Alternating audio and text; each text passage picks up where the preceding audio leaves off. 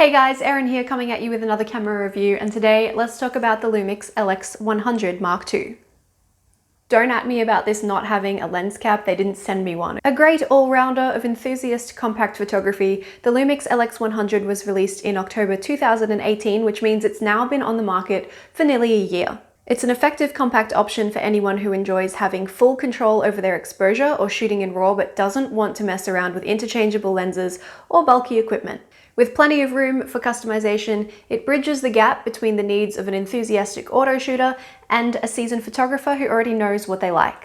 The LX100 Mark II sports a nice versatile focal length range of 24mm to 75mm equivalent. There's a maximum aperture of f1.7 at the widest and f2.8 at the most zoomed in, and that's actually the same focal range as the LX100 Mark II's predecessor, which was LX100 without the Mark II.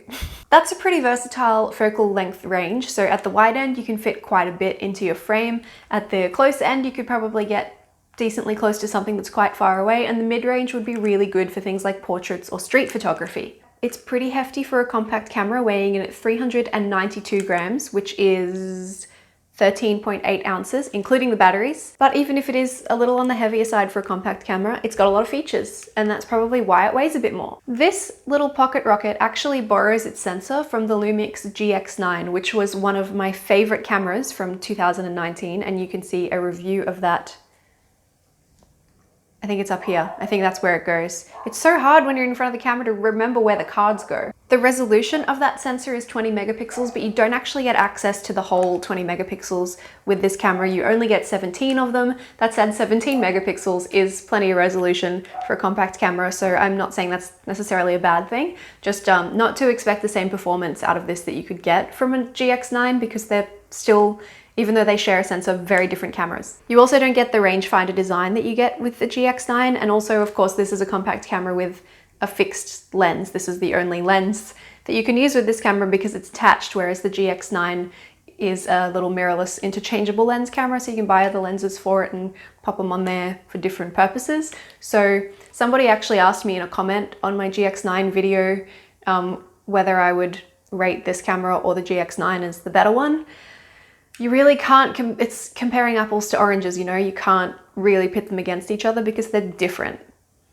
I mean, I would go with the GX9 because it's a little bit more powerful, but that's got a lot to do with the ability to switch out lenses. So, you know, each to their own. It's also important to note that there's no low pass filter on the sensor on the LX100 Mark II. So if you're shooting a scene with a lot of detail, you're not going to get that moire effect across your shot, which is a very nice thing. You'll have very nice crispy details, and we like a crispy detail. And if you're into shooting action type things, then you're in luck, because the LX100, sorry about the crows, the LX100 Mark II can shoot up to 11 frames per second, which is super fast. I always struggle a bit to review compact cameras because I'm not really someone who uses compact cameras.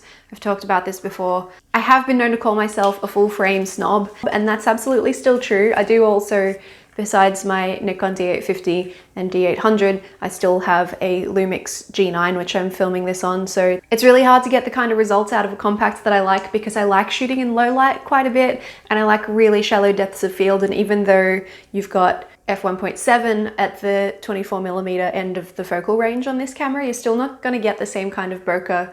You know, I like to shoot on a full frame camera with an 85mm at f1.4 quite often. So I am a demanding customer, and I guess that's okay. This camera is definitely aimed at people who know what they're doing though, so that's a very handy thing to keep in mind. If you are a beginner photographer and you're not really interested in shooting on manual controls, you might want to keep moving, find something that's a little bit more straightforward than this camera.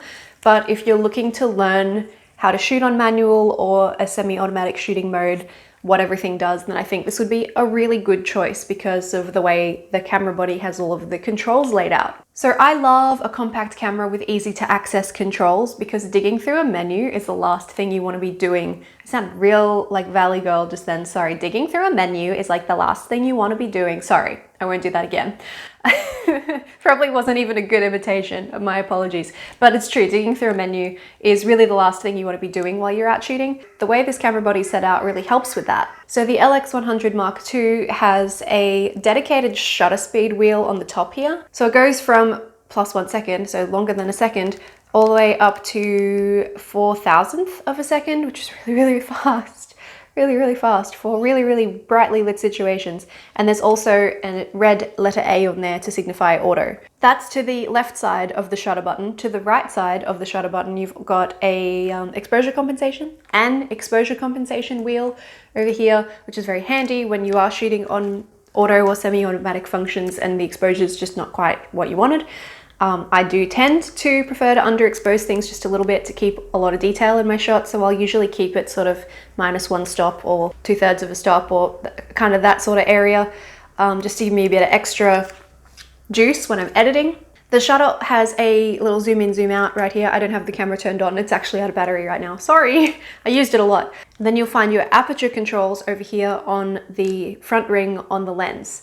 So there's a little indicator marker in the center of that, and there's auto all the way to the left side of the dials there. Then you've got your f1.7 all the way up to f16 on the other side. And if you want to access ISO, then that's on the back, on the upward direction on the wheel right here, which is pretty cool. There's also a stack of function buttons, so many. Let me see if I can find them all in order. So F1, function 1 is up here on the top of the body in front of the exposure compensation wheel, just to the right of the shutter. Function 2 is on the back, also doubling as Q menu to quickly access things, but if you didn't want it to do that, you could route it to something else. Function 3 down the bottom here has currently got a delete or slash, go back in the menu on that one. Function 4, where are you? Don't even know. Oh, it's up here. Below the hot shoe, up here near the viewfinder, and then there's another function 5 to the other side of that, right next to the viewfinder. So that's a lot of customizable buttons, and I love customizable buttons because that means you can set everything up how you like it, get used to the instinct of where you set everything for your camera, and then shooting becomes incredibly easy. A couple of other things to note: your focus modes, manual, auto, and there's an autofocus for macro over here on a little switch right on the side of the lens right there. It's a nice chunky switch. It's not too easy to turn, so you probably won't accidentally end up on manual focus and then be like, why is my camera not focusing, and freak yourself out. There's one more little switch right here on the top of the lens closest to where it joins onto the body, which I've never actually seen one of these on any camera body before from any end of the scale, but this is a little aspect ratio switch. So you've got 3:2, 16:9, 1:1 for a square, like old school Instagram square kind of thing, or if you were doing square video for an ad or something like that, and then 4:3. So I guess those are things that you wouldn't have to map to your function buttons because they already have their own spot on the body, which means more flexibility for you. And I do really admire how customizable this little compact camera is. I know I said before that it's quite hefty and heavy for a compact, but when you can really set things up the way you like it like that, it's not behaving like a compact, which is great. While we're on the topic of things I've never actually seen on a camera body before, there's one more little button that I want to talk about, and that's this very nondescript little focus, this guy right here, the little IA. The Panasonic Lumix range all have this intelligent auto mode, which is what the IA stands for, and it's a really good, effective auto mode that kind of encompasses all of your other scene modes, and it kind of just reads, uses the light meter, and looks at your scene and decides what it thinks you're going for, and most of the time it's right. So I really like the intelligent auto mode. And given that you've got settings here and settings here for exposure things, and then your ISO over here as well, I mean, they all have their own auto settings. So you could set the ISO to auto separately to setting the shutter speed to auto separately to setting the aperture to auto. And now you're on a fully automatic mode anyway. But say you were shooting in shutter priority and you weren't getting the exposure that you wanted, or you were going into a different lighting situation very quickly and you didn't have time to change everything, you could just hit that IA button. Now you're on intelligent auto mode. Camera's going to take care of all of that stuff for you, and then once you press IA, it toggles it back off again and you're back to the settings that you had chosen before, which I think is really smart. This was something that I talked about with the Fujifilm X-H1, my review, which was a little controversial. Some people got really mad that I didn't absolutely adore the camera. I didn't hate it either, but whatever. So The inclusion of this intelligent auto button is what I wish that camera had had, so that you could really quickly switch on an auto mode without having to change this and this and this to get into something automatic. I think that's great because there's no mode dial. Ordinarily, you'll have a little dial somewhere on the top of the camera that gives you manual, shutter priority, aperture priority, program auto, some other scene modes like a video thing. My Fitbit wants me to walk around, but that's not about to happen. I've always wondered if you just like flail it around, does that count as steps? I didn't check what it was before I flailed though as a control. Okay, 4, 1, 2, 2.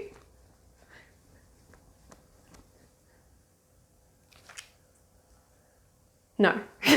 That said, not having a mode dial isn't going to stop you from being able to do shutter priority and aperture priority and that kind of shooting, because you can just set your aperture to auto and then set whatever shutter speed you want, and that's essentially shutter priority, or vice versa. You can set your shutter to auto, set your aperture to whatever aperture it is that you want for your creative effect, and then the camera's essentially on aperture priority. So maybe there is a little bit of an element there of needing to know how cameras work in order to get that out of it, but well, it's an option.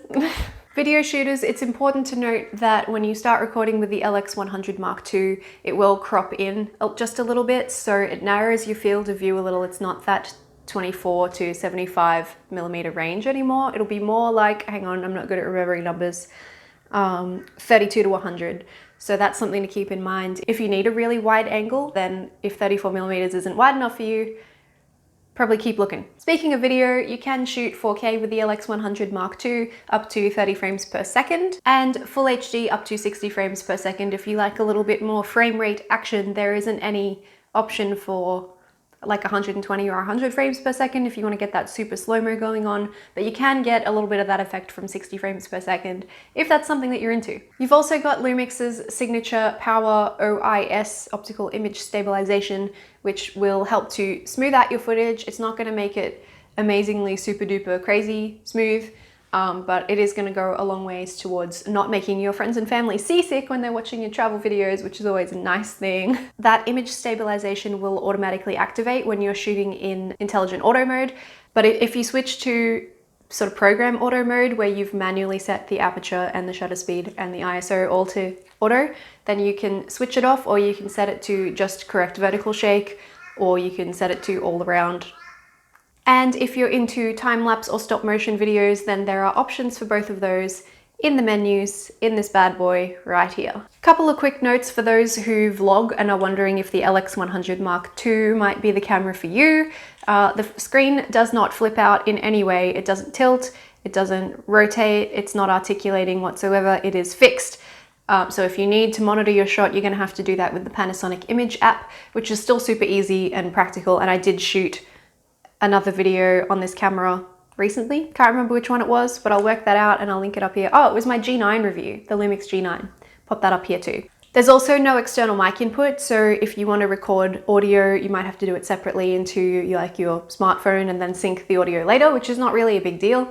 I did find, a couple of people probably noticed this in the G9 review as well, that for some reason when I was trying to sync the audio up from, I used my lapel mic into my phone and just recorded through voice recorder that way, which is how I record all of my videos, mind you. That's like my normal practice. When I was trying to sync it up with the footage from this later, I used DaVinci Resolve and it wouldn't auto sync the audio the way it normally would with my G9 footage, which was a bit strange. So I thought, that's fine, I'll just match up my waveforms, which is easy enough to do, and I've done that for videos in the past before I knew what I was doing anyway, like I did things the hard way. And even when I had the waveforms aligned, the audio wasn't in sync, and I don't understand why that was. So that might be just a glitch, it might be user error, that maybe I messed something up. I don't know why that happened, and I'm sorry that it annoyed a couple of people who watched that video, but that's probably something to keep in mind too. If you vlog, you can't just kind of have an all-in-one package with this camera right here, like you could with something with a mic input and maybe a flip out screen. I love that the LX100 II can record RAW files because I like to shoot RAW files, because I like to edit my photos. But if you're someone who likes to transfer your photos back to your phone quickly, you might want to make sure that you're shooting in RAW and JPEG, because there's no option within this camera to like make a JPEG version of a RAW file if you didn't shoot it at the same time. Otherwise, you'll have to get your RAW files onto a computer and edit them from there, because phones can't do RAW yet, to my knowledge, unless I'm a bit slow. I've been reviewing a phone lately and I didn't realize how much I was missing out on. So look forward to that one. And I mentioned the screen before, that it doesn't flip out or anything like that, but it is a touch screen, so you can use it to tap to focus. There's the really handy Lumix feature that they call Touchpad Af, which sounds really funny. I'm like, Touchpad AF, but I always say that. So when you're looking through the viewfinder, you can like draw your finger up and down the screen in order to fine tune your focus if it's not quite nailing the spot that you wanted it to. You can also tap through menus, pinch to zoom, that kind of thing. So it is handy to have a touch screen. I'd be a little alarmed, honestly, in 2019 if a camera was coming out without a touch screen. So it's just good to know that this one has one. One more thing here, we've also got a little hot shoe on the top here, on which you can mount I guess a flash if you wanted to. I'm always like, who uses a flash with a compact camera? But there must be someone out there who does, because they keep putting them in, unless it's for another peripheral, but like there's nowhere to plug in a shotgun mic, so it's not that. I'm always so curious, what are people using these hot shoes for? Please tell me if you use it. I'm not judging you, I just want to know. What do you use it for? Maybe I'm missing out on something that I could be doing, who knows?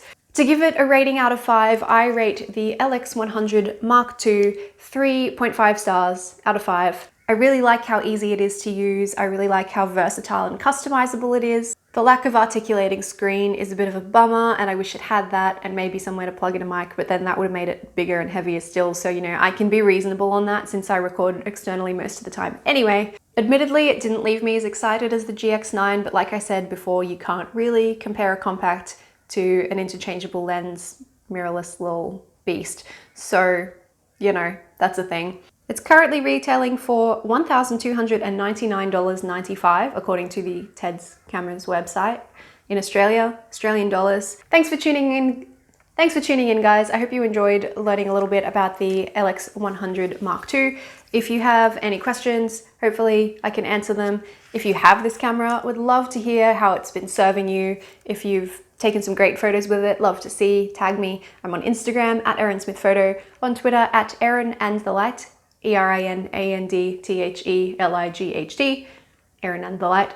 If you're watching this, then you've already found me on YouTube. Hi, thank you. If you'd like to stick around, please hit subscribe. And if you liked the video, I'd love it if you'd do that, but on the button. This in real life too is also fine, but on the button would be extra great. As you can see, I am significantly less puffy than I was in my last video about the, wow, a lot of Lumix going on lately, hey, about the new S1H. God, that took me way too long. Once again, guys, thanks for watching. I hope you have a wonderful day, and I'll see you very soon. Bye!